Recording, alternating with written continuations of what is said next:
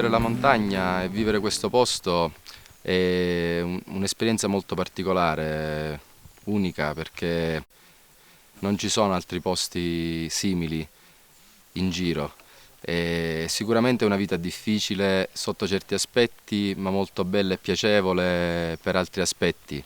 Ehm, Non è la comune vita che si fa tutti i giorni in città, la vita che è frenetica, è una vita molto più rilassata e sicuramente piena di impegni, in quanto ci si alza la mattina presto e si comincia a fare tutto quello che si deve fare per poter gestire in maniera corretta un posto di questo.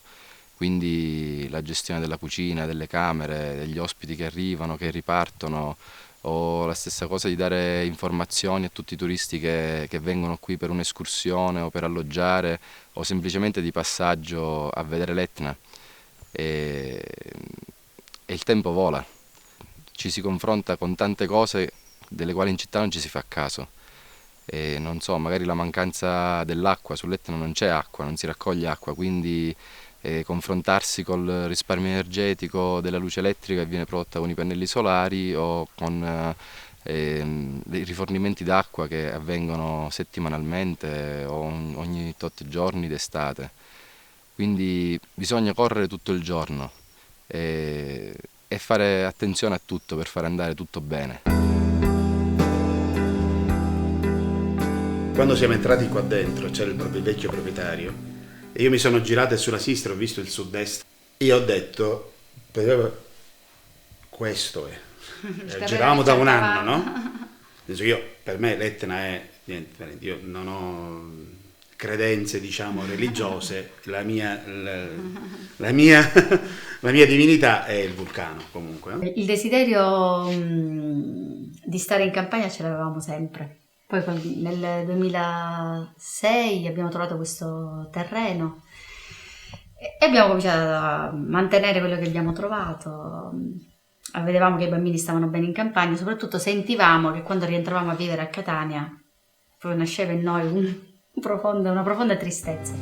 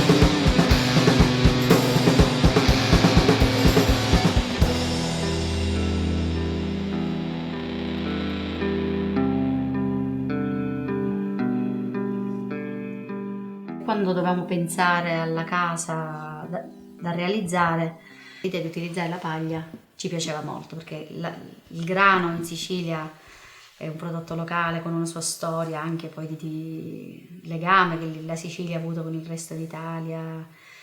L'idea di utilizzare una materia prima nostra ci entusiasmava. Poi appunto nel manuale si parlava di un cantiere molto al femminile e con la presenza dei bambini, quindi abbiamo pensato che anche per i nostri figli sarebbe stata un'esperienza straordinaria vedere crescere, nascere questa casa e poter dare il loro contributo. Il processo di costruzione è veramente, come diceva Tiziana, molto bello, molto femminile, molto anche i bambini possono lavorare, in cui veramente non c'è assolutamente nessun tipo di detrito, no? Non so come dire. Cioè, dopo che tu finisci un cantiere c'è la valle da portare poi in discarica. Qui perché quello che è paglia, è legno, sabbia, ecco, quindi non argilla stesso. È stata una cavia questa casa di tanti esperimenti di cui abbiamo pagato anche le conseguenze e goduto i benefici, per carità, però anche pagato le conseguenze. Ed essendoci la paglia, che è una materia vegetale, ci sono stati momenti in cui qua germogliavano le balle. Cioè la casa era viva perché la balla, essendo una materia vegetale, e quindi bisogna avere particolarmente cura. In permacultura, che è una cosa che abbiamo scoperto associata alle balle di paglia, alle costruzioni in balle di paglia, c'è la zona 0 siamo noi, e ci dobbiamo prendere cura di noi.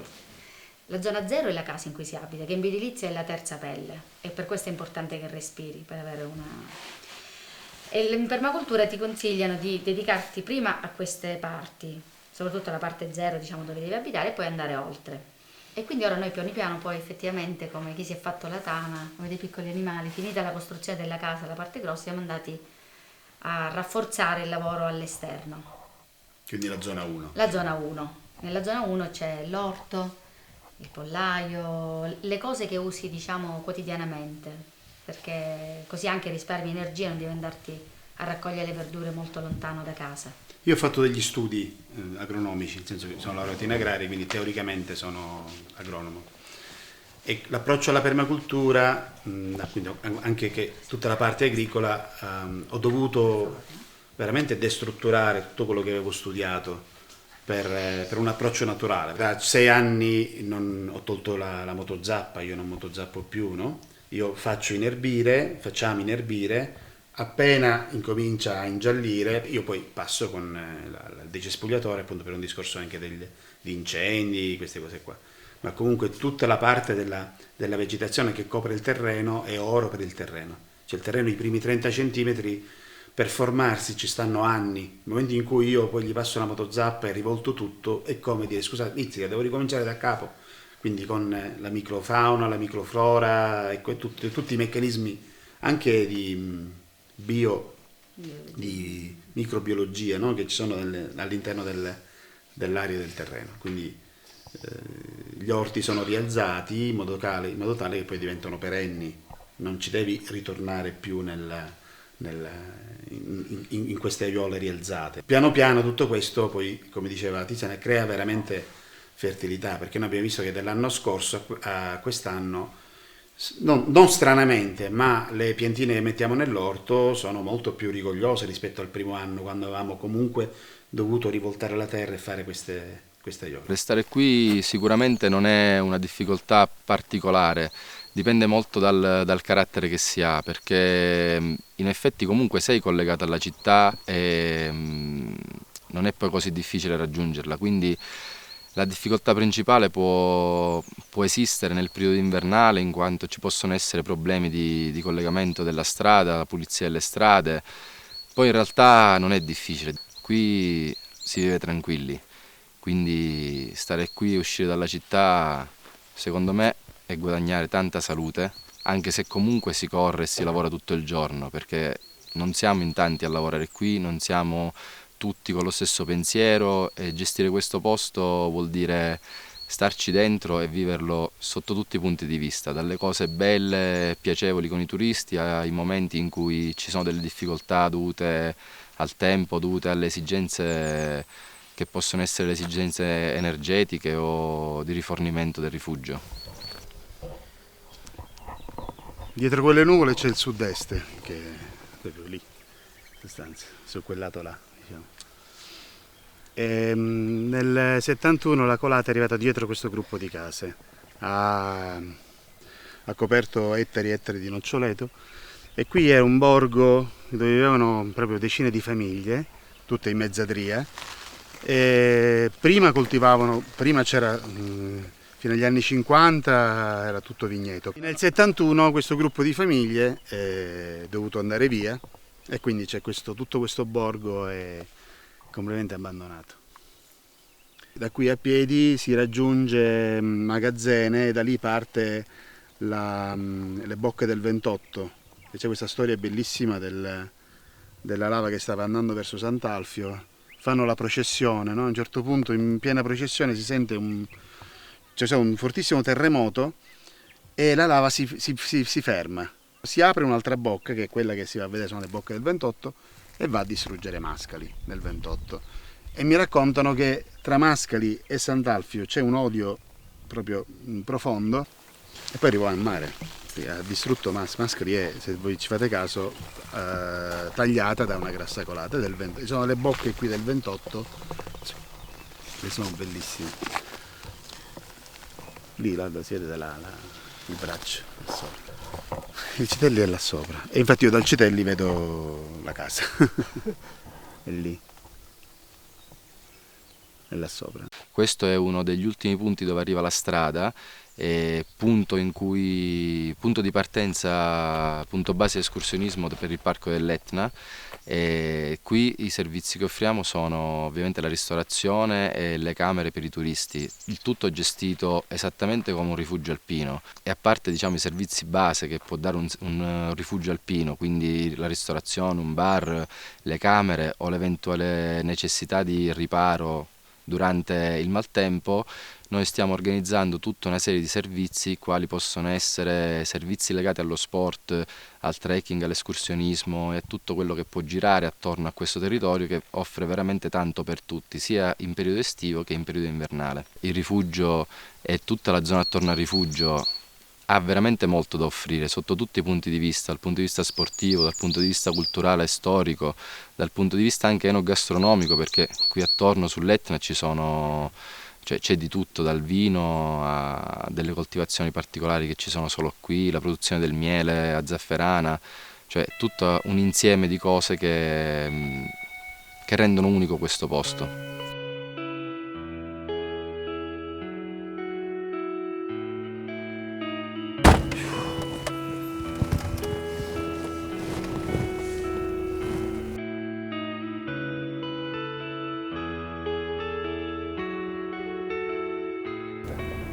Qua ci sono diversi percorsi di escursionismo, c'è Citelli Saracozzo, ci siamo passati appena adesso, ci sono il sentiero natura dei Monti Sartorius, che è lungo 4,5 km, ci sono diversi percorsi che si possono fare qua, diciamo, nella nostra zona. La gente quando arriva dall'estero rimane completamente impressionata appunto da questa natura, questa esplosione di natura, questo contrasto che c'è tra la natura morta e la natura viva, cioè le piante e la lava, cioè stiamo parlando di due cose che creano il territorio. Queste sono tutte le betulle che in questo periodo cominciano un po' a fiorire, viste le condizioni meteo che sono state stranissime.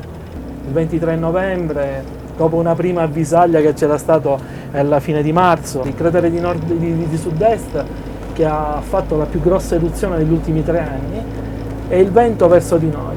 Quindi c'è stata una pioggia eccezionale di lapilli. Immagina che sul nostro rifugio sono caduti 30 kg per metro quadro di sabbia vulcanica, ma piuttosto grossa, e poi in mezzo sono cadute bombe laviche da 1 fino a 3 kg che ci hanno provocato danni enormi alla struttura. Abbiamo avuto 50 tegole sul tetto distrutte, i pannelli solari disintegrati, i pannelli fotovoltaici su 36 se ne sono salvati 4-5, quindi le difficoltà della gestione di un rifugio si sommano a quelle di essere vicini a un grande vulcano. Cioè, qui in questi anni ci sono state moltissime eruzioni, proprio da quando, credo dal 2008 a adesso, insomma, ci sono stati periodi in cui ogni settimana faceva le sue esplosioni, ed prevaleva la parte spettacolare, e soprattutto quando tu senti il suo respiro, no?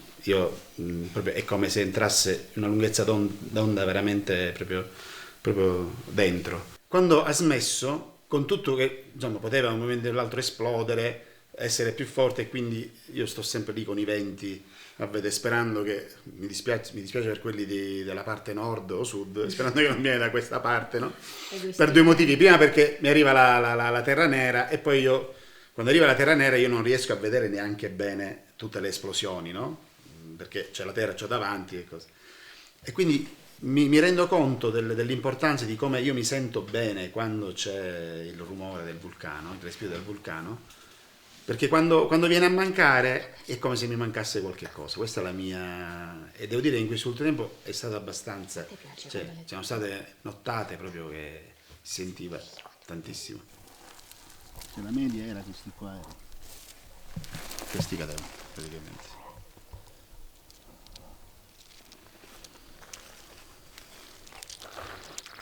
Quindi vedevi questo.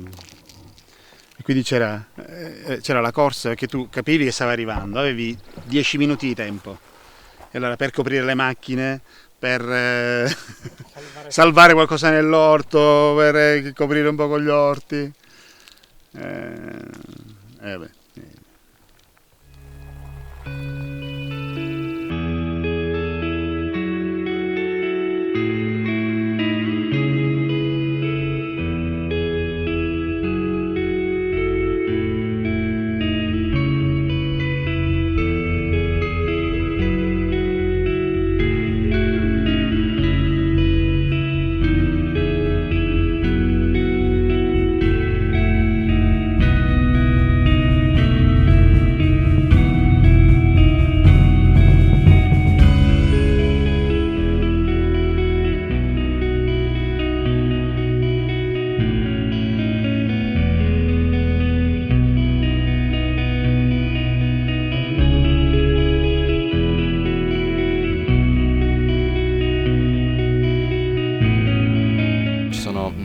Momenti che si corre tanto, ci sono anche tantissimi momenti per poter assaporare quello che la montagna ti regala, i silenzi, l'alba, il tramonto, anche le giornate di maltempo, le bufere di neve, anche questo ti dà tanto, perché ti metti a confronto con quello che è la natura. Sicuramente le vecchie gestioni non avevano la stessa facilità che abbiamo oggi noi. 10 anni fa, 20 anni fa si confrontavano con i problemi energetici maggiormente, adesso abbiamo il fotovoltaico, abbiamo tante altre cose che ci permettono di, come dire, migliorare il tipo di vita e di servizio che si dà qui. Sicuramente l'amore per la montagna e per questo posto particolare mi hanno fatto tornare qui, perché è una cosa che senti dentro, non è un lavoro come tanti altri, dice a me piace fare quello, lo vado a fare. Qui o ti piace questo tipo di vita o non riesci a stare qui neanche una settimana. Vivendo qui hai sicuramente un rapporto quasi fisico con la montagna, perché la montagna ti dà e ti toglie, e questo lo si vede anche quando c'è un'eruzione. 10 anni fa, quando è stato distrutto Piano Provenzana, la montagna ci ha dato, la montagna ci ha tolto. Noi siamo sempre ospiti qui, quindi quello che ci dà la montagna ci prendiamo, nel bene e nel male. So che io sono un ospite, anzi mi ringrazio di quasi che mi sta dando ospitalità, che mi ha permesso intanto di godere dei frutti della terra, perché appunto qua il giardino la terra è fertilissima in questa zona, e quindi ci ha permesso veramente ha permesso anche alle generazioni passate veramente di viverci, di fare delle cose bellissime.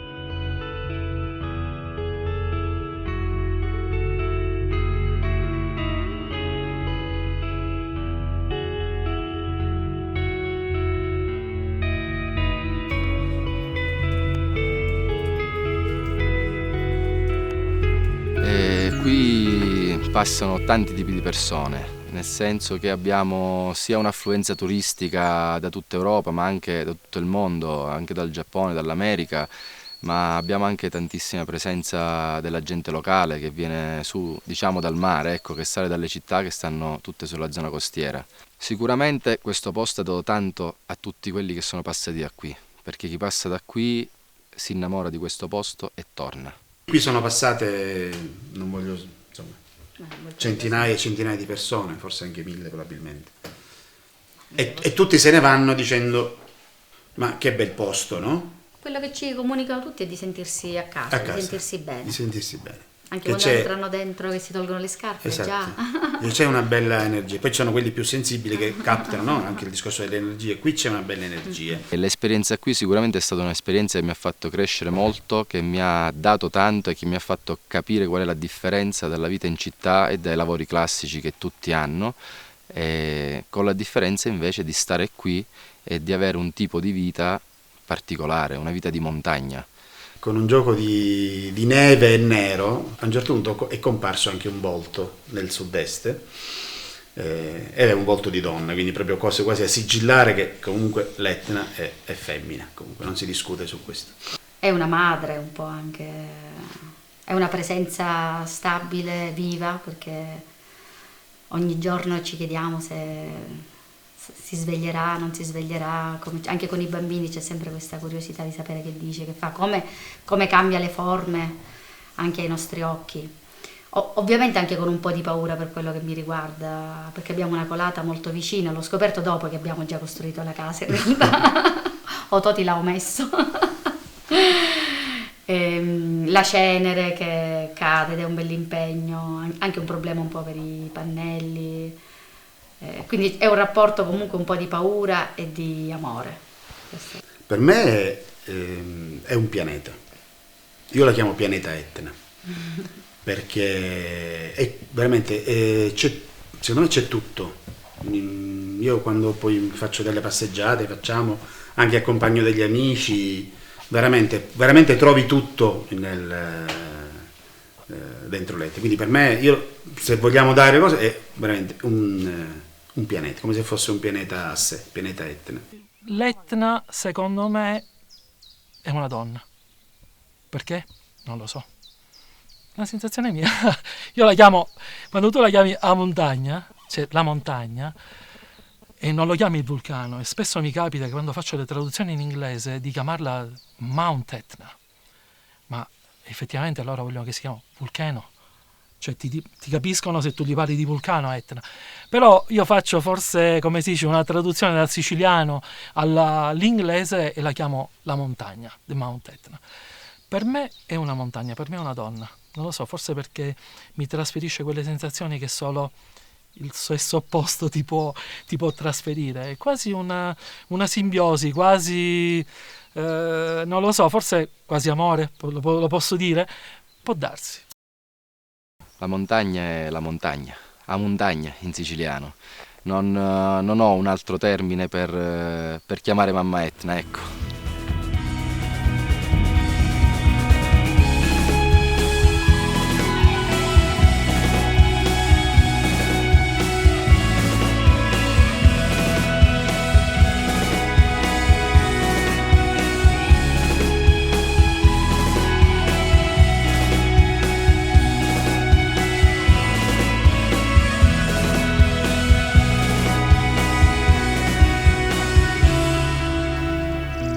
Questa è la casa di paglia. Ovviamente la paglia non si vede, insomma,